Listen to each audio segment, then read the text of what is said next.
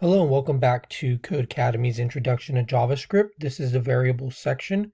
Create a variable, let. As mentioned in the previous exercise, the let keyword was introduced in ES6.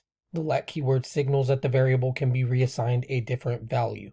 Take a look at the example below. Let meal enchiladas. Console.log meal outputs enchiladas. Meal is then assigned burrito. If we console.log meal here, it will output burrito.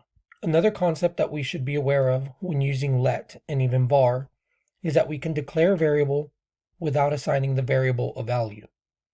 In such a case, the variable will be automatically initialized with a value of undefined. Let price, we've declared it. We didn't give it a value. Console.log price would output undefined. If we then say price is assigned value 350, then console.log price, we will output 350. Notice in the example above, if we don't assign a value to a variable declared using the let keyword, it automatically has a value of undefined. We can reassign the value of the variable if we so choose. Instructions. Create a let variable called changeMe and set it equal to the boolean true. So we'll do let changeMe, set it equal or assign to it the boolean true.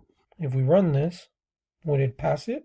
Number 2 says, on the line after changeMe is declared, set the value of changeMe to the boolean false. We go to the next line, we set the value of changeMe to the boolean false.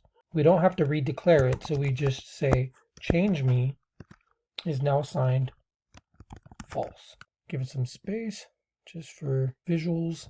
To check if changeMe was reassigned, log the value saved to changeMe to the console. So console.log changeMe, and we should be getting false. And we did get false. So we know that changeMe was reassigned to the value false. All that we're really getting in this lesson is that we have access to the let keyword, which basically lets JavaScript know that whatever value we give this variable, we may also change it or reassign the value at a later time. Later we'll learn const, which is basically going to say our variable will stay constant.